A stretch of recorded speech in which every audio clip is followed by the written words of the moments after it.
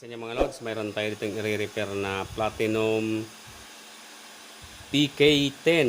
Ayan. So, built-in amplifier at speaker na siya. So, ang problema niya lang naman daw ay itong lalagyan ng plug. Ang gagawin ko pala mga lods ay hindi ko na siya lalagyan pa ulit ng dating salpakan ng plug. So, i-fix na lang natin yung wire para mas okay siya. So, ayan, buksan na natin.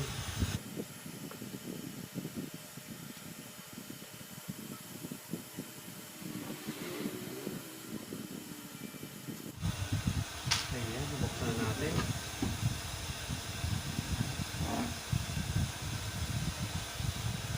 So, i-fix na lang natin siya dito. Ayan. Ayan, fix na lang natin dito para mas matibay.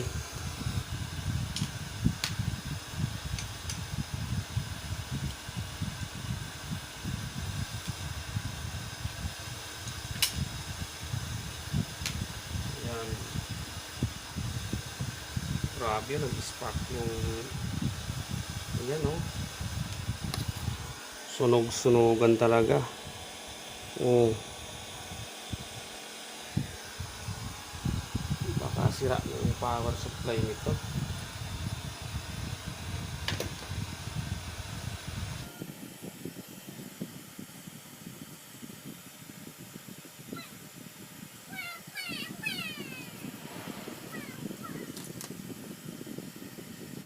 Ayan mga lods, sira yung kanyang pinaka-power supply.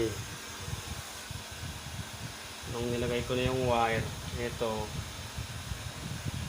nung linag-in ko, pumutok. So, sira na yung kanyang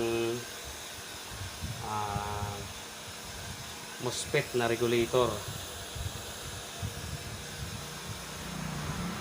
Wala.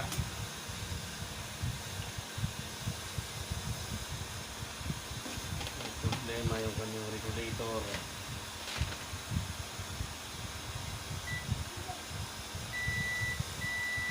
Ayan. Wala, pati yung drive dito ay sira din.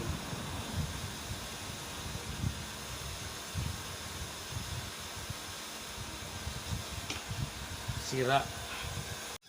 So ayan mga lods, hindi lang pala yung salpakan ng plug yung problema, pati yung kanyang regulator ay nagka-problema na din. Siguro nung nagkatanggal-tanggal na yung lagyan ng plug, nag-spark na yun ang naging epekto doon sa regulator, nasira yung kanyang MOSFET.